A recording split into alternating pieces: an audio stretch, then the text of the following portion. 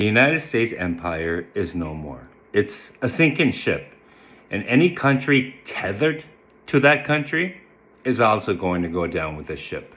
Is this going to hurt Canada? Yes, it is. And let me explain it in a way that is digestible and understandable. You see, the projection of power and bullion that you're seeing from the United States right now is actually a sign of loss of power. Once, no one would dare defy the United States or question it. But now we're seeing more and more countries defy the United States openly. Basically, the United States is like a bully on the schoolyard, going around puffing up its chest, and all the other kids are just looking at the bully, rolling their eyes and laughing in the background. It's a clear indication that the United States has lost their hegemony. What is hegemony? Hegemony is like a super global power that has direct influence on global geopolitics and world economics. In order to be a hegemonic power, you have to have 5 main pillars. And those 5 main pillars are market access, dollars and treasuries, security guarantees, technological choke point, and alliance coordination. And I'll go through each one individually. Let's talk about market access. When you talk about market access, you're talking about trade, tariffs, and trade agreements, basically is what you're talking about. When Trump came into office, he saw that the United States owed an extraordinary, crazy amount of money. And he tried to do something about it. I'll give him credit for that. He did 2 things.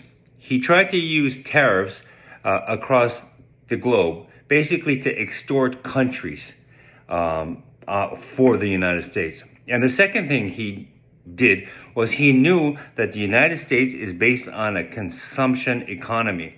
So basically, he wanted to tax the people to pay for the national debt without calling it a tax. His logic was very basic. Use tariffs and trade to pay off the national debt. His well-known tactic of bullying smaller businesses has served them well in the past. But bullying countries is quite different than bullying a smaller business. Other countries have other people or other countries they can trade with. They're not solely reliant on the United States. That was a miscalculation on his behalf and those around him. So we saw different countries diversify their trade with other nations across the world. So because of this, the economics market access has shrinked and is going to increasingly shrink in the future. So number 2, dollars and treasuries. Right now, the United States currency is the world currency where we trade in goods and we trade in oil and other resources around the world.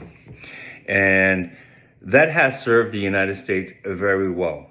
Basically, because there's such a high demand of U.S. currency, it basically has allowed the United States to print money and spend it based on that fact of everybody trading in that currency. It's a little bit more complicated than that, but that's basically the simple principle of it. What has changed? We're seeing an emergence of the BRICS consortium that is getting prepared and making moves to trade in an alternative currency away from the American dollar. Because of Trump's moves, the American dollar is not as trusted as it once used to be. In fact, countries are actively buying up gold on the market to back its own currency because they don't trust the U.S. currency any longer because it's too volatile, and that volatility is decreasing the demand on the American dollar globally. Now let's look at treasury bonds. When a government wants to borrow money or wants to spend money, it issues treasury bonds. And the United States treasury bonds have always been seen as a safe investment. But because of the erratic actions of the Trump administration, people are now less confident with the treasury bonds. In fact, countries are now actively ditching the treasury bonds and they're not renewing or adding new treasury bonds to their portfolios. Basically, the United States has outspent its GDP all these generations. And so a treasury bond is basically how the United States takes out loans from all these different countries. and it has to pay back that loan with interest. Now, when countries begin to ditch their treasury bonds, the basic supply and demand principle comes into place. So the more supply of treasury bonds there are in the market, the value of the treasury bonds decrease while the interest rises. And so that's what the United States is running into now. Security guarantees. Basically, the United States was the bodyguard of the world, and other nations would purchase and make trade agreements that were in favor of the United States. Basically, the United States was providing a protection racket around the world. But since this America First policy came in, the security guarantees has become more of a transactional than a condition for the United States. So what ended up happening is countries started to realize that they didn't have security guarantees with the United States, and so they had to provide their own security guarantees. And if you can imagine a bodyguard, you hire a bodyguard to protect you, but you realize that bodyguard is useless. So instead of relying on the bodyguard, you begin to learn how to fight yourself and fend for yourself. And pretty soon the bodyguard is useless. You get rid of him. And that's what's happening right now. Number 4, the technological choke point. The United States has always enjoyed the most advanced technology all across the world, but it's lost that battle. And it's lost that battle to the United States. It still has AI, but AI is going to be gone too. Because number 1, Donald Trump, because of his business deals with people in the Middle East, he sold the most advanced AI chips to the Middle East for them to copy, for them to use, for them to extract whatever information they can extract and duplicate in these chips. China too is also has their hands on all the most advanced chips that came from the United States. For years and for generations, for years, as long as I can remember, the United States has always withheld the most advanced chips that they produce. But now it's free for all, basically. And creating AI chips and chips is not that simple. It's a lot more complicated than that, but it will surpass the United States in chip making eventually. The United States, because of its protectionism over certain huge corporation in the United States, has stagnated growth and innovation within the United States. China has direct control, pushing innovation within its own country, whereas compared to the United States, it has protectionism, as I just talked about, over the oil barons, which stifle technology. It has stifled technology in us developing green technology. And green technology, when you develop green technology, that leapfrogs into other sectors. So that is the biggest reason why it has lost the technological battle globally.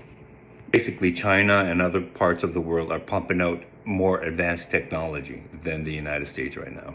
And the other reason why the United States does not have the technological advantage anymore is because of the supply of raw, rare earth and materials. Basically, China has a free-for-all, unlimited supply of raw resources and rare earths, so it can experiment and develop different technologies. Whereas compared to the United States, it has a finite amount of resources, and it has to be selective on how they use that resources. More often than not, those resources go into defense rather than innovation. And that's another biggest reason why the United States has lost the technological advantage. And so the 5th reason, which is alliance coordination. Because the United States has alienated all of its allies, has created trade wars, has threatened them openly, and it has begun to move on doing things around the world globally by themselves. So they're taking all the responsibility, they're taking all the workload by themselves. They're stretching their resources too thin. And so the basic concept of many hands make light work is not in play here. The strategic alliance between NATO and all its partners has allowed the United States to keep its hegemonic power within our Western Hemisphere. But because of this actions of this very stable genius, he has thrown that concept completely out the window, thinking that it's the United States that keeps hegemonic power on its own, when it's always been the allies providing hegemonic power to the United States. Let's review. Out of the 5 pillars you need to have hegemonic power in the global community, the United States doesn't have any of it, or if it does, it's on the decline. And it's not looking good for the United States either. The damage that has been done in the last year can never be undone. And a recessionary economy is coming. What do I mean by recessionary economy? Its economy is going to shrink until it's insignificant to the global community. And is that going to hurt Canada and its economy? Yes, it's going to hurt very, very bad in the Canadian economy. I'm not going to fool you on that one.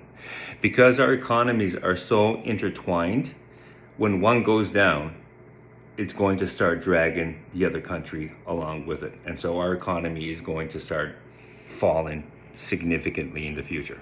Pain is coming, but at least we'll be taking that pain on our feet rather than our knees to the United States.